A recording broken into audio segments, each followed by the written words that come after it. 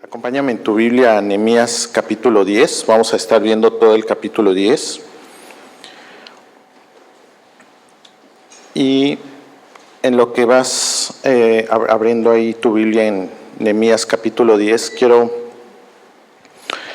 como que hagamos un poco de recuerdo de lo que ha pasado hasta ahora en lo que hemos estudiado de Nehemías, de Esdras. Hicimos ahí una pausa de varios miércoles, entonces, ¿qué es lo que ha sucedido? Esdras, Nehemías han estado dirigiendo esta reconstrucción de las murallas de la ciudad, y Nehemías ha sido testigo de este avivamiento que Dios está haciendo en su pueblo, acercarse de todo el pueblo espontáneamente, aparentemente sin razón, juntarse a escuchar la palabra, estar ahí horas escuchando la palabra, leyendo cómo los sacerdotes leen la palabra y buscar de nuevo tener estas celebraciones que incluso nos dice el libro que ni siquiera se hacían en los tiempos de los reyes, ¿no? Entonces, vemos ahí a la gente llorando en arrepentimiento, ¿no? Y cómo Dios viene a consolar y a levantar y decir, o sea, está bien, ya entendieron, ya están sufriendo por el pecado que ha causado, entendimos por qué estamos en la situación en la que estamos, pero es momento de levantarnos y lo que quiere hacer Dios es restaurar y después hace Nehemías esta alabanza, esta oración donde hace recuento de toda la historia de Israel desde los inicios del pueblo y cómo llegaron a la situación en la que están, cómo pecaron el pueblo de Israel, cómo Dios en medio de todo eso ha sido fiel. Y entonces al final del capítulo 9, acompáñame ahí a leerlo, dice: a causa de todo esto nosotros hacemos un pacto fiel por escrito, y en el documento sellado están los nombres de nuestros jefes, nuestros levitas y nuestros sacerdotes. Y cuando dice a causa de todo esto es porque entendieron todo el pecado y que todo lo que les estaba pasando era bien merecido. Entonces, el pueblo entiende que debe de vivir diferente y el tema de hoy se llama así, una nación diferente. Y creo que esto debería de ser un tema bien relevante para nosotros, para la iglesia. Vamos a leer los primeros versículos del capítulo 10 y oramos. Dice: en el documento sellado estaban los nombres de Nehemías, el gobernador, hijo de Acalías, y Sedequías, Seraías, Azarías, Jeremías, Pasur, Amarías, Malquías, Atús, Sabanías, Maluc, Arim, Mermot, Obadías, Daniel, Gibenetón, Baruc, Mesulam, Abías, Mijamín, Maasías, Bilgai y Semaías. Estos eran los sacerdotes. Los levitas: Jesúa, hijo de Asanías, Binuí, de los hijos de Nadí, y tiene un montón de nombres que puedes ahí como que agarrar si estás esperando bebé. Los jefes del pueblo: Paros, Paad, Moab, y igual nos da toda una lista, ¿no?, que puedes leer con calma. Y el resto del pueblo: los sacerdotes, los levitas, los porteros, los cantores, los sirvientes del templo y todos los que se han apartado de los pueblos de las tierras para aceptar la ley de Dios. Señor, te pedimos que tú abras nuestro entendimiento, que nos guíes a través de esto, Señor, que no sea absorber conocimiento, sino que sea escuchar tu palabra, escuchar tu voz y Padre, que tú rompas nuestros corazones, Señor, que tu palabra penetre en nosotros y nos haga volver a ti, Señor. Te lo pedimos en el nombre de Cristo Jesús. Amén. Esta lista de nombres, yo sé que me la salté aquí, la puedes leer con calma, pero me parece bien importante porque Primero, el final del capítulo 9 nos dice que quienes firmaron este acuerdo, y dice que eran los nombres de los jefes, los levitas y los sacerdotes.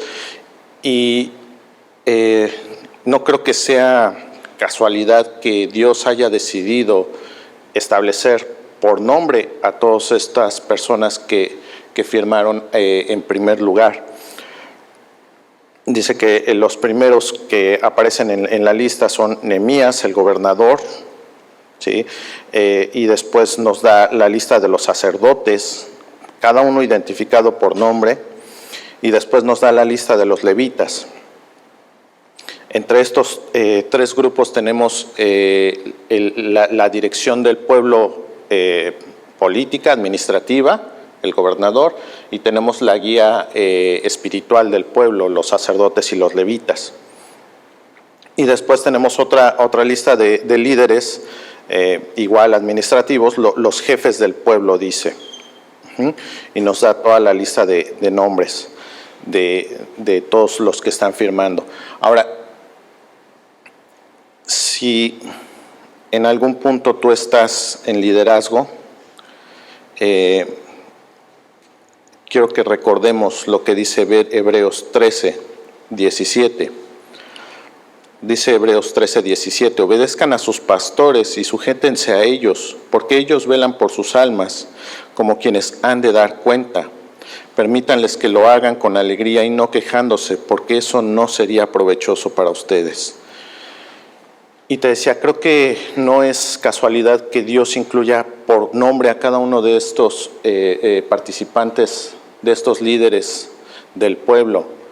O sea, Dios está asignándoles más responsabilidad a ellos, ¿sí? de dirigir al pueblo.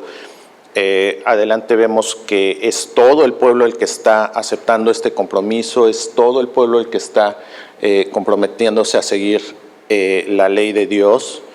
Y no nada más es una promesa como que no, sí, vamos a obedecer la ley, no, o sea, declaran por puntos, vamos a hacer esto, vamos a hacer lo otro, de acuerdo a la ley de Moisés. Pero Dios identifica a estos líderes y los hace más responsables. Dice Hebreos, dice, porque ellos velan por sus almas como quienes han de dar cuentas, y Dios va a pedir cuentas de estos líderes que hicieron con el pueblo que tuvieron a su cargo.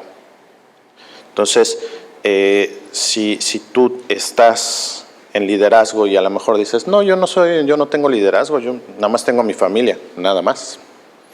Tenemos un liderazgo como padres y Dios nos va a pedir cuentas por lo que hagamos con nuestra familia. Entonces, creo que es un punto bien importante aquí.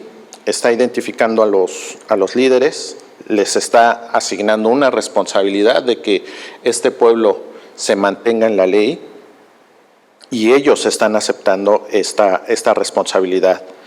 Dice el versículo 28, el resto del pueblo, los sacerdotes, los levitas, los porteros, los cantores, los sirvientes del templo y todos los que se han apartado de los pueblos de las tierras para aceptar la ley de Dios, también sus mujeres, sus hijos y sus hijas, y todos los que tienen conocimiento y entendimiento, se adhieren a sus parientes, sus nobles, y toman sobre sí un voto y un juramento de andar en la ley de Dios, que fue dada por medio de Moisés, siervo de Dios, y de guardar y cumplir todos los mandamientos de Dios nuestro Señor, y sus ordenanzas y sus estatutos. Y que no daremos a nuestras hijas, bueno, antes de seguir con esto. Ahora, ¿qué es lo que está pasando? Te decía, no únicamente este grupo de líderes dice, nosotros nos comprometemos a que este pueblo va a seguir la ley de Dios. No, todo el pueblo se está comprometiendo a seguir la ley de Dios. Ajá. Y ves que los hombres, junto con sus esposas, junto con sus hijos, se están comprometiendo a seguir la palabra de Dios. Ahora, no es alguien obligando, así como nadie los obligó a salir de sus casas y a reunirse, por eso hacía esta remembranza de que habíamos visto, ¿no? Así como llegaron espontáneamente a juntarse para escuchar la palabra de Dios, después de escuchar la palabra de Dios, después de entender que sus padres habían pecado, que ellos habían pecado, entonces entienden que la ley de Dios es buena y que tienen que seguir esta ley. O sea, no es nadie obligándolos, ellos están reconociendo que es bueno para ellos apegarse a la ley, ¿no? Así como algunos reyes decían, o sea, no nos vino algo que nos debiera de sorprender, dice, nos está viniendo todo lo que dice aquí en el libro de la ley que nos iba a pasar si desobedecíamos. Y entonces ahora se dan cuenta ellos de que realmente lo que les está pasando es consecuencia de desobedecer la ley, de alejarse de Dios. Y entonces dicen, quiero obedecer la ley de Dios. Y dice, me gusta cómo lo pone aquí en el versículo 28, y todos los que se han apartado de los pueblos de las tierras para aceptar la ley de Dios. El pueblo de Dios es el pueblo elegido de Dios y es el pueblo elegido para ser separado de otros pueblos, para ser diferente. Y ahora en el Nuevo Testamento, nosotros la iglesia somos pueblo elegido de Dios, somos una nación santa, separados para Dios, estamos separados para ser diferentes del resto de los pueblos, no para ser igual que todo el mundo. Entonces, si estamos siendo iguales que todo el mundo, no estamos cumpliendo la función que Dios eligió para separarnos. El domingo veíamos que Dios no nos salva nada más por darnos vida eterna. Ese es el principio. Sí nos quiere dar vida eterna, pero dice que nos separó para que andemos en buenas obras que preparó de antemano. Y no debemos de confundir la situación. Dios no nos salva por nuestras buenas obras, o Dios no nos ama por nuestras buenas obras, pero nuestras buenas obras, así como aquí, debieran de ser reflejo de lo que Dios ha hecho por nosotros. O sea, este pueblo no se estaba portando bien. O sea, este pueblo estaba alejado totalmente de Dios. Estaban en el exilio porque habían desobedecido completamente a Dios, porque se habían entregado totalmente a otros dioses. Y en medio de eso Dios los rescató, Dios los regresó a su tierra.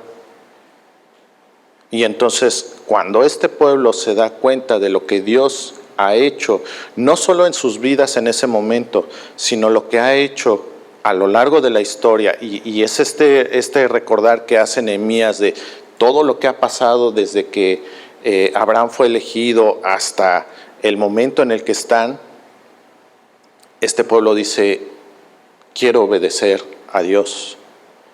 Y eso es lo que debería de traer a nosotros, si creemos en Jesús, si creemos en Cristo como nuestro Señor y Salvador. Eso es lo que debería de traer a nosotros el escuchar la palabra. La palabra debería de romper nuestro duro corazón. La palabra debería de mostrarnos, de hacernos ver que estamos pecando y hacernos buscar en respuesta el obedecer esa palabra. No porque alguien me obligue, no porque Dios me obligue, no porque Dios me va a castigar si no lo cumplo, sino en una respuesta de agradecimiento y de amor, que es lo que está expresando este pueblo. Ahora sí, versículo 30, me parece. Sí, versículo 30. Que no daremos nuestras hijas a los pueblos de la tierra, ni tomaremos sus hijas para nuestros hijos.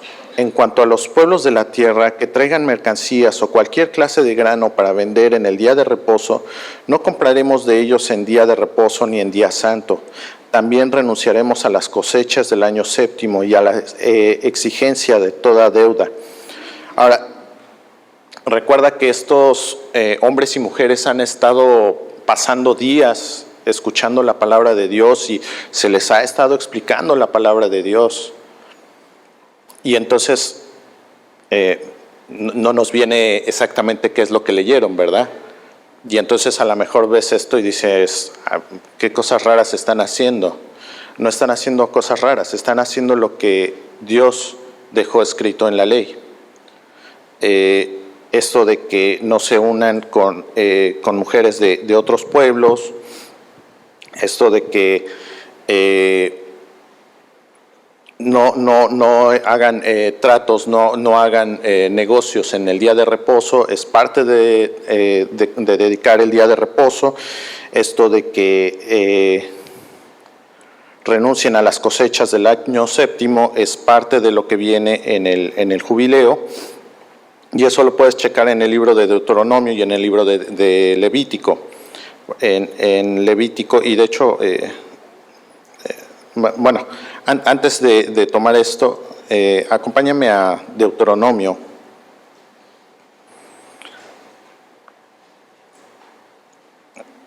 capítulo 7, versos 2 al 4. Dice Deuteronomio: y cuando el Señor tu Dios los haya entregado delante de ti, y está hablando de todos los pueblos que habitan en la tierra prometida, y los hayas derrotado, los destruirás por completo. No harás alianza con ellos, ni te apiadarás de ellos. No contraerás matrimonio con ellos, no darás tus hijas a sus hijos, ni tomarás sus hijas para tus hijos, porque ellos apartarán a tus hijos de seguirme para servir a otros dioses. Entonces la ira del Señor se encenderá contra ti y Él pronto te destruirá. Entonces, a lo mejor cuando Deuteronomio se escribió, cuando Moisés les advirtió que no hicieran esto, decían, no, o sea, ¿qué me va a pasar? Pues una cananea, la convierto, no va a pasar nada. Pero a estas alturas ya vieron que sí pasa algo. O sea, a estas alturas ya vieron las consecuencias de no acabar con ese pueblo. Ya fueron exiliados por entregarse a los dioses de las mujeres y de los hombres de otras tierras, y precisamente por esta mezcla. Ahora, ¿qué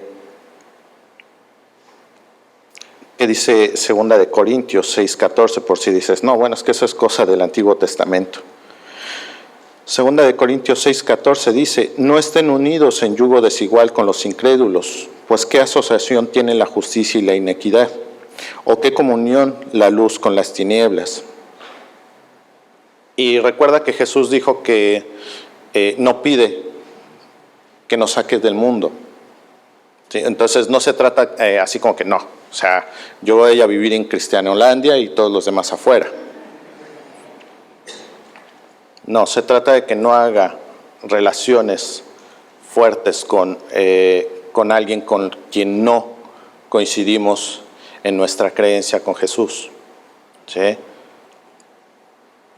No se trata de que me aísle socialmente, no se trata de irme a un monasterio, pero sí se trata de cuidar con quién hago relaciones y lazos fuertes.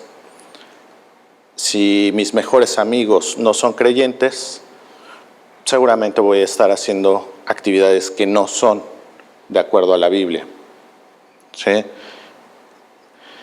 Entonces, eso es lo que debo de cuidar, y eso es lo que dice Dios que debemos de cuidar, y es lo que ellos están comprometiéndose a cuidar.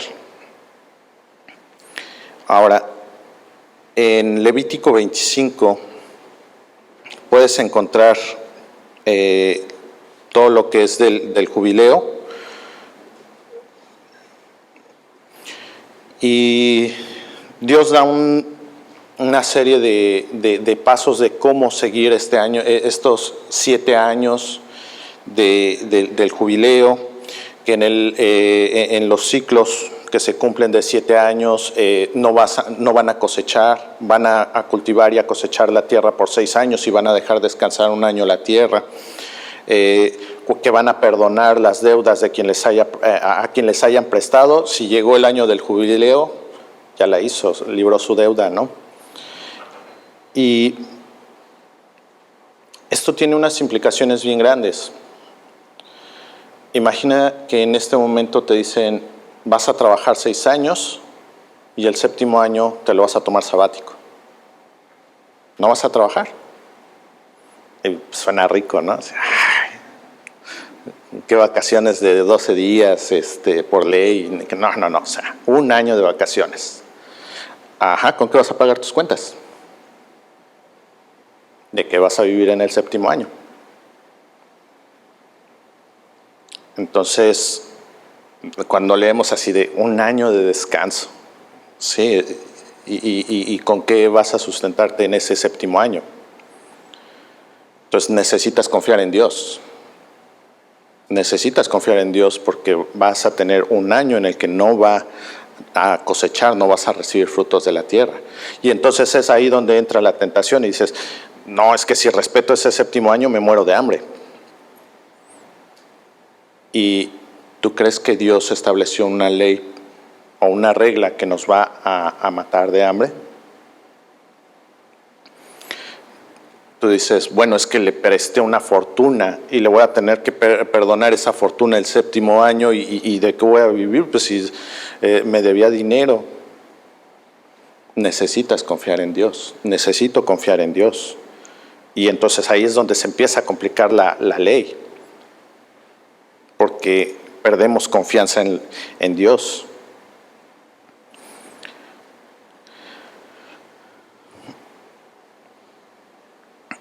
Ahora, hablando de esto mismo, de esta separación, te decía, 1 de Pedro 2:9 al 10 dice, pero ustedes, y ya está hablando Pedro a la iglesia, dice, son linaje escogido, real sacerdocio, nación santa, pueblo adquirido para posesión de Dios, a fin de que anuncien las virtudes de aquel que los llamó de las tinieblas a su luz admirable. ¿Te fijas cómo no somos llamados solo a tener vida eterna? Somos llamados a la luz de las tinieblas. ¿A fin de qué? De que anunciemos las virtudes de aquel que nos llamó. Ustedes en otro tiempo no eran pueblo, pero ahora son el pueblo de Dios. No habían recibido misericordia, pero ahora han recibido misericordia. Y el decir que somos nación santa no quiere decir que tenemos una aureola en la cabeza. El decir que somos una nación santa quiere decir que somos una nación separada, que somos o debiéramos de ser diferentes al resto del mundo. Pablo en Tito 2:14 dice, Él se dio por nosotros para redimirnos de toda iniquidad y purificar para sí un pueblo para posesión suya, celoso de buenas obras. Y cuando dice Él, está hablando de Jesús. Y al igual que a este pueblo que no merecía ser salvado, o sea, recuerda, está en el exilio por entregarse a otros dioses.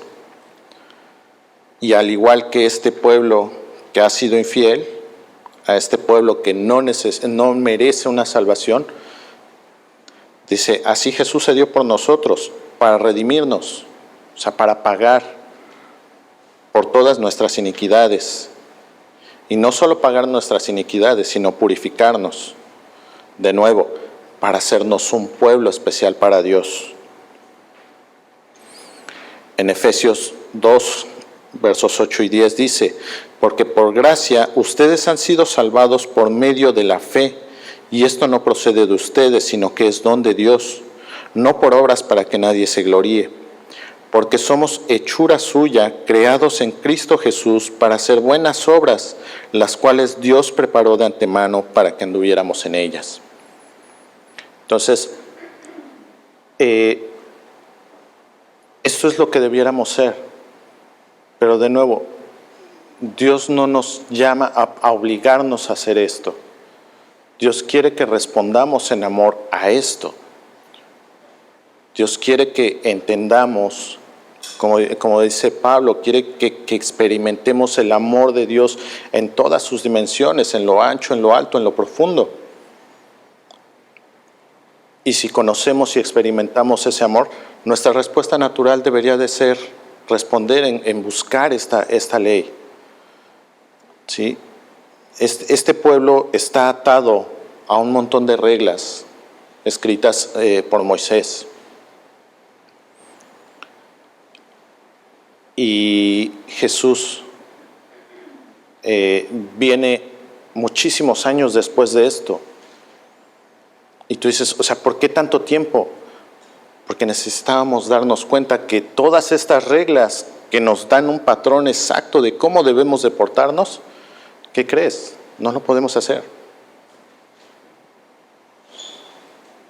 Entonces, no, si me dan una oportunidad, no, aquí están miles de años de oportunidad y no se ha logrado. Entonces, necesitamos reconocer que es Jesús. Y entonces, a lo mejor tú ves todas estas reglas y dices, no, yo no quiero vivir así, qué aburrido. Pero cuando Jesús llega a tu corazón, cuando el Espíritu Santo le permites hacer su obra, no vas a necesitar ser obligado. Este pueblo no necesitó ser obligado a seguir esto. Este pueblo de voluntad dice, quiero hacer esto. He entendido que es bueno para mí. Quiero vivir así, porque ya vi las consecuencias de no vivir así. Y tú y yo seguramente en nuestra vida pasada, antes de Cristo, hemos vivido las consecuencias de no vivir así. Y no nos ha ido bien. Entonces, ¿a qué nos aferramos? Ahora, vamos de vuelta a Nehemías 10, versículo 32 dice, además nos imponemos la obligación de contribuir con 1/3 de un siclo, 11.4 gramos de plata al año para el servicio de la casa de nuestro Dios, para los panes de la proposición y la ofrenda continua de cereal, para el holocausto continuo, los días de reposo, las lunas nuevas y las fiestas señaladas, para las cosas sagradas, para las ofrendas por el pecado, para hacer expiación por Israel y para toda la obra de la casa de nuestro Dios. Y de nuevo, esto que están haciendo es están repitiendo la ley, o sea, están repitiendo lo que ya estuvieron estudiando, y esa ley ya entró en sus corazones. Y lo único que están diciendo es, vamos a seguir lo que ya escuchamos. 34. Asimismo echamos suertes para la provisión de madera entre los sacerdotes, los levitas y el pueblo para que la traigan a la casa de nuestro Dios, conforme a nuestras casas paternas en los tiempos fijados cada año, para quemar sobre el altar del Señor nuestro Dios, como está escrito en la ley.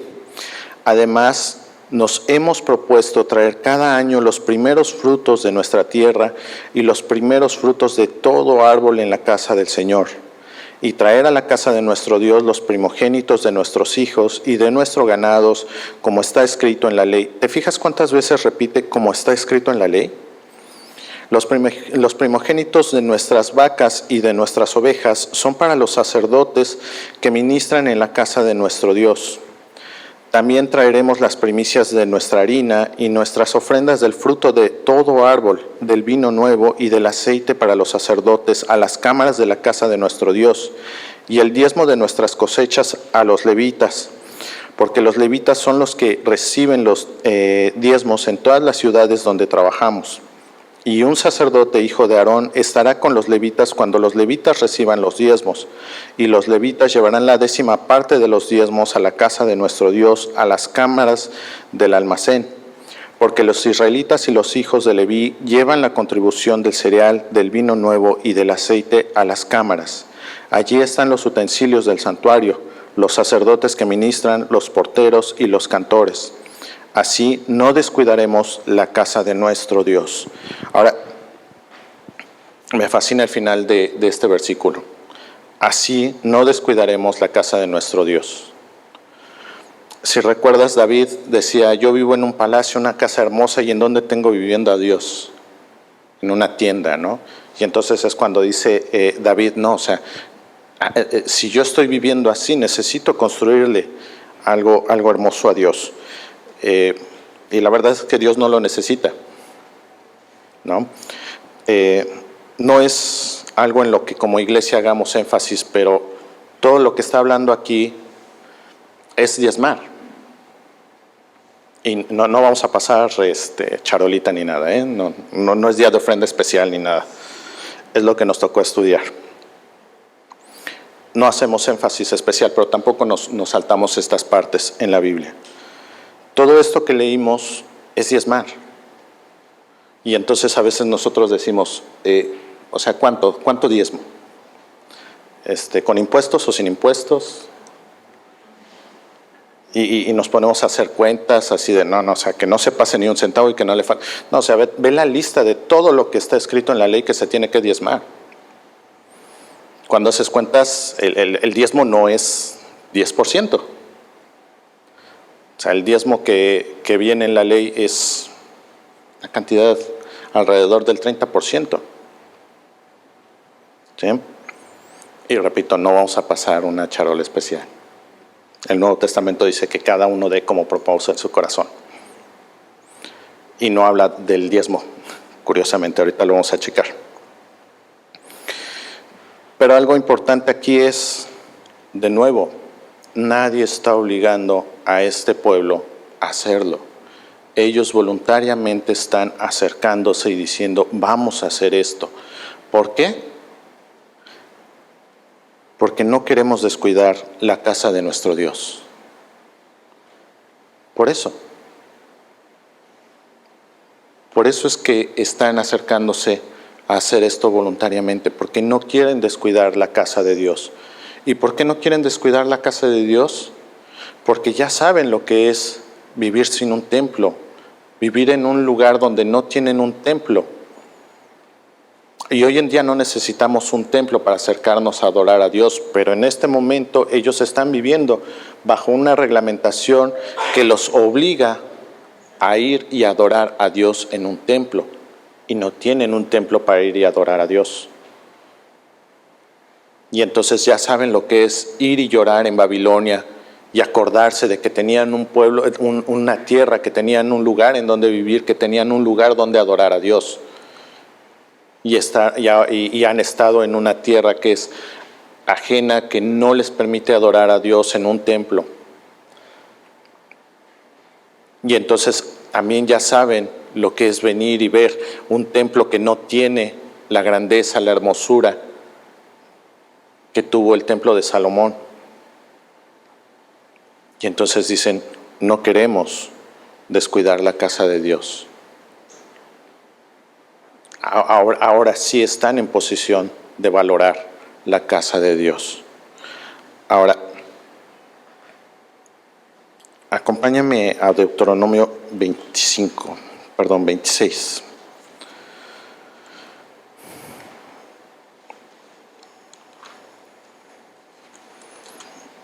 Cuando me paro aquí te leo los anuncios y te digo, vamos a orar por los diezmos y las ofrendas, y te digo que no lo hagas por los motivos equivocados. Creo que rara vez o nunca tal vez te he dicho, a lo mejor te he dicho cuáles son los motivos equivocados, pero no te he dicho cuáles son los motivos correctos. Puedes leer todo el capítulo 26 y habla de diezmos y ofrendas. Pero quiero que leamos del versículo 5 al 11. Y tú responderás delante del Señor tu Dios: mi padre fue un arameo errante y descendió a Egipto y residió allí, siendo pocos en número, pero allí llegó a ser una nación grande, fuerte y numerosa. Pero los egipcios nos maltrataron y nos afligieron y pusieron sobre nosotros dura servidumbre. Ahora, cuando dice aquí, mi padre fue un arameo errante, está hablando de Abraham, ¿no? Y entonces, es bien curioso, o sea, dicen por ahí que todos tenemos una ascendencia hebrea porque pues todos venimos de los hebreos. No es cierto. Abraham no era hebreo, Abraham era arameo, ¿no? Y era un hombre sin Dios, pertenecía a un pueblo sin Dios. Y fue elegido en ese pueblo de un Dios. Y por eso les dice aquí, Dios, ustedes deben de recordar que ustedes eran hijos de alguien que no era pueblo y fue hecho pueblo.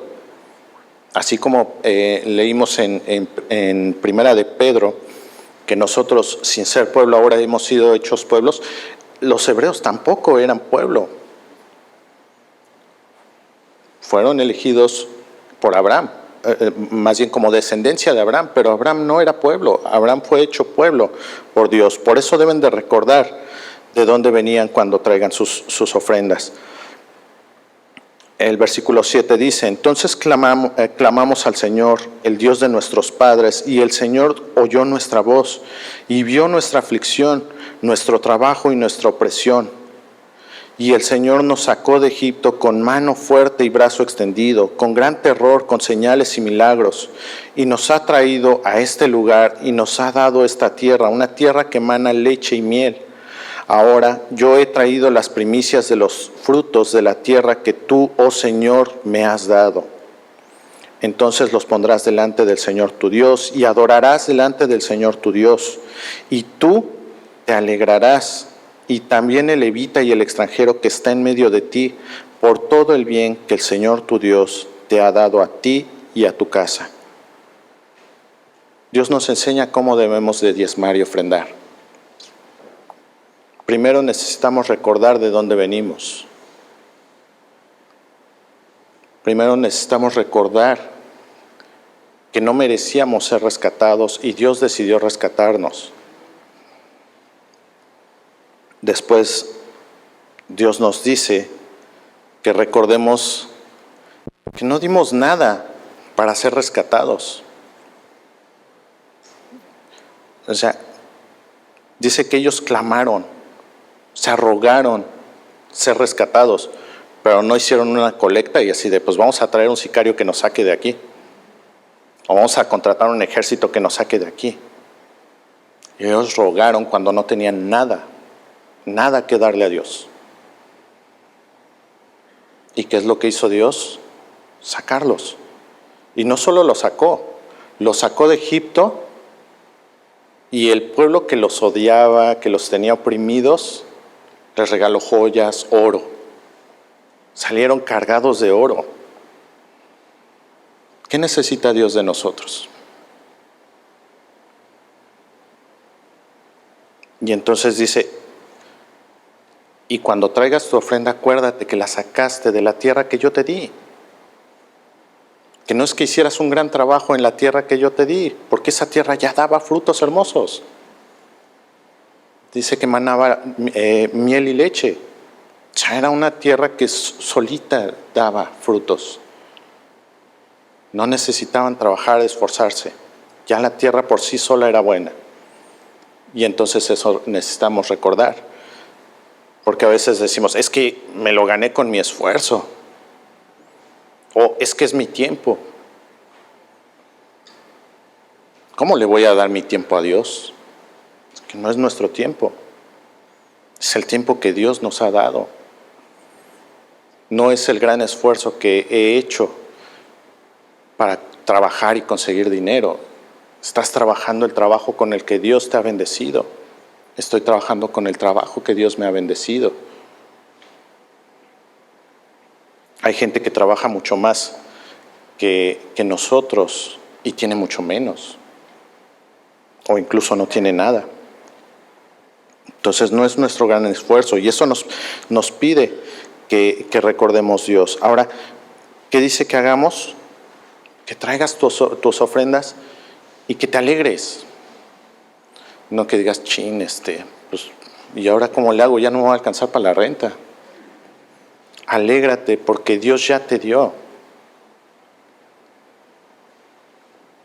Alégrate porque Dios te sostuvo. Y alégrate porque Dios te está dando la oportunidad, me está dando la oportunidad de poder participar en su obra. repito, ¿qué necesita Dios de nosotros? Si Él hizo que los egipcios les regalaran oro, joyas al salir de Egipto.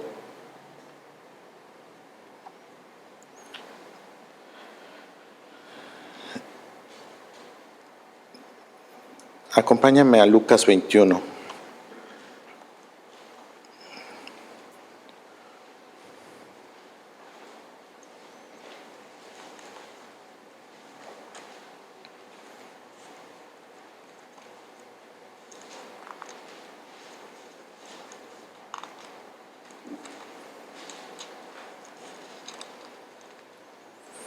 Hablando de confianza, te explicaba un poco el tema del jubileo y te repito, lo puedes leer a mayor detalle en Levítico 25. Lucas 21, versos 1 al 4 dice: Levantando Jesús la vista, vio a los ricos que echaban sus ofrendas en el arca del tesoro. Vio también a una viuda pobre que echaba allí 2 pequeñas monedas de cobre, y dijo: En verdad les digo que esta viuda tan pobre echó más que todos ellos, porque todos ellos echaron en la ofrenda de lo que les sobraba, pero ella de su pobreza echó todo lo que tenía para vivir. Y entonces a veces nosotros decimos, es que pues no tengo para diezmar, no tengo para ofrendar, ¿no? No tengo nada para ofrendar o para diezmar. Cuando tenga, diezmaré. Y entonces nos pone este ejemplo Jesús, dice, o sea, hay quien echa mucho y hasta lo avienta para que suene, ¿no? O sea, que haga ruido, que se vea que di, ¿no? Y dice Jesús, o sea, esta mujer que echó 2 monedas, echó todo lo que tenía para vivir. Entonces, ¿cómo debemos de diezmar o ofrendar? Y no solo es dinero, es cómo debemos de diezmar y ofrendar nuestro tiempo. Confiando en Dios. O sea, esta mujer echó todo lo que tenía para sobrevivir. Está confiando en que Dios le va a sostener. Jesús dice que si sostiene a los pajaritos, si sostiene a la hierba del campo, ¿cómo no nos va a sostener a nosotros? Entonces, no es un tema de cantidades, no es un tema de que Dios necesite de nosotros, es un tema de agradecimiento y es un tema de confianza en Dios. Porque si yo tengo puesta mi confianza en lo que yo puedo hacer por Dios, en lo que yo tengo para darle a Dios, entonces me va a costar trabajo diezmar o ofrendar, porque es lo mío. Y yo trabajé y yo me esforcé y yo lo logré hacer. Y si yo no lo hago, entonces ¿quién lo va a hacer? Pero si cambio mi mentalidad y confío en que Dios es el que va a hacer, el que va a proveer, el que me va a sostener, el que me va a sustentar, entonces no me va a costar trabajo desprenderme de lo que sea que Dios me esté pidiendo. Estamos viendo aquí en Nehemías una nación que dice, te vamos a ofrendar nuestros primogénitos, nuestros primeros hijos. Recuerda, por ejemplo, el caso de Ana, que que pidió un hijo y ese hijo lo entregó a Dios. O sea, toda una vida viviendo en el templo. Y entonces Ana fue infeliz porque perdió a su hijo. No. ¿Y cuántas cosas grandes hizo Dios con la vida de Samuel? Entonces, a veces nos aferramos a cosas pequeñas que Dios nos da, así como los niños, así de, dame tu juguete roto y te lo cambio por algo mejor. Y no, aquí estoy con mi juguete roto. Y así estamos aferrados con lo que quieras. Te repito, no se trata de dinero. A veces Dios nos está pidiendo que ofrendemos tiempo. Y no, porque es mi tiempo y ya no me va a alcanzar el tiempo para hacer cosas de provecho, ¿no? Y a veces incluso como veíamos el domingo, o sea, todavía estamos así como que no, es que estoy haciendo cosas importantes para Dios. ¿Y Dios te pidió que hicieras esas cosas importantes para Dios? ¿O lo estamos haciendo por cuenta propia? Y lo que realmente nos está pidiendo no lo estamos haciendo, no lo estamos dando.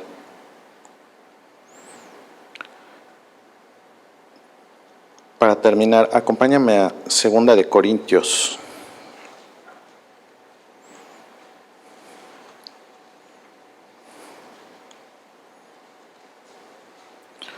Segunda de Corintios capítulo 9.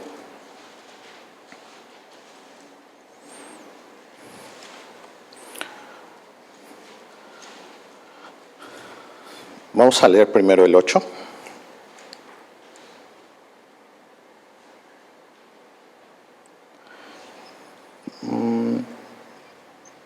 Perdón, el 7. Que cada uno dé como propuso en su corazón, no de mala gana ni por obligación, porque Dios ama al que da con alegría. Y usualmente usamos este versículo para anunciar que vienen los diezmos y las ofrendas, ¿no? Pero no habla de diezmos y ofrendas, al menos no económicos, solamente. Vamos a leer desde el 6. Pero esto digo, el que siembra escasamente, ya viste, si habla de diezmos y ofrendas, escasamente también segará. Pues vamos a echarle mucho dinero. Y el que siembre abundantemente también segará. Lo que ya leímos el versículo 7, baja al 8. Y Dios puede hacer que toda gracia abunde para ustedes, no todo bien económico, que toda gracia abunde para ustedes, a fin de que teniendo siempre todo lo suficiente en todas las cosas, ¿en lo económico? No, en todas las cosas, abunden, ¿para qué? En lo económico. No, para toda buena obra. Dios no anda atrás de nuestra cartera. Dios quiere nuestro corazón. Dios no quiere dejarte pobre y quitarte lo que tienes. Dios quiere darnos más, porque dice que tiene para que tengamos lo suficiente y podamos abundar en toda buena obra.